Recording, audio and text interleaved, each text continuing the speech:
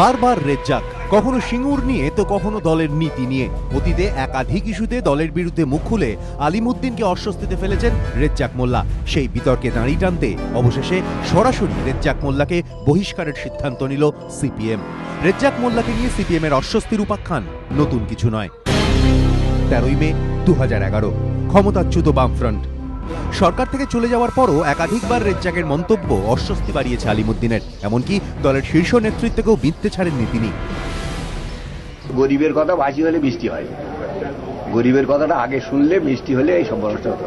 আরে যে হেলে সাপ ধরতে পারে সে যদি কেউটে ধরতে দেয় তা কি হবে? তার শিল্পনীতিটাকে কি মনে হচ্ছে? ওই কেউটে ধরা হয়, হেলে ধরতে পারে না, কেউটে ধরতে দেওয়া। 25শে মে 2011, প্রসঙ্গ সিঙ্গুর নিয়ে তার মন্তব্য অস্বস্তিতে ফেলেছিল দলকে। আইনে আছে, ফেরত দেওয়া যায়। নতুন সরকার জমি ফেরত দিলে আপনি কি? আমি খুশি, চাষি জমি ফেরত পেলে আমি খুশি। আরে ফেরত দিলেন না বলি তো ফেরত আসতে পারলেন না। 20শে ডিসেম্বর 2012, অনুশাসন নিয়ে কটাক্ষ। সিপিএম এর অস্বস্তি বাড়িয়ে রেজ্জাক বোঝান দলীয় অনুশাসন মানতে তিনি নারাজ। ওরা আমাকে পাত্তা দেয় না, আমি ওদের পাত্তা দিই। এবারে এটা দিয়ে কত করবে? ওরা আমার পাত্তা দেয় না, আমি ওদের পাত্তা দিই। 19শে জুলাই 2013, দলে পরিবর্তনের পক্ষে সওয়াল। পঞ্চায়েত ভোটের সময়ও দলের খোল নলচে বদলানোর কথা বলেন রেজ্জাক মোল্লা।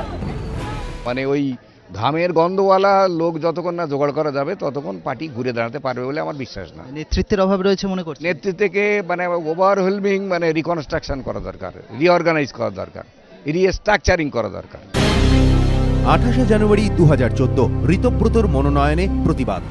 ঋতব্রত বন্দ্যোপাধ্যায়কে রাজ্যসভায় প্রার্থী করায় বুদ্ধদেব ভট্টাচার্যের বিরুদ্ধে ক্ষোভ উগরে দেন রেজ্জাক মোল্লা। গাড়ি যখন আটকে দেয় কাদায় তখন গাড়োয়ার নিচে নেমে গাড়ি চাকাটা মেরে তুলে দেয়। এরকম একটা নেতৃত্ব দরকার ছিল, তার জায়গায় এমন একজনকে করা হলো যে বোঝা হয়ে দাঁড়ালো, কোনো উপকার হবে না। 4 ফেব্রুয়ারি 2014, বুদ্ধর নেতাই শিকার। নেতাই কাণ্ড নিয়ে প্রাক্তন মুখ্যমন্ত্রী বুদ্ধদেব ভট্টাচার্যর ভুল স্বীকারোক্তির সমালোচনা করেন রেজ্জাক মোল্লা। মানে উনি নিজে মুখ্যমন্ত্রী ছিলেন, আর তখন যদি না জেনে থাকেন আর এখন যদি বলেন ভুল করেছিলেন, তখনই বলা উচিত ছিল ভুল করেছিলেন। তাহলে সেটা খুব সময় উপযোগী হতো এবং মানুষের কাছে বিশ্বাসযোগ্য হতো। 23শে ফেব্রুয়ারি 2014, দল গঠনের ইঙ্গিত।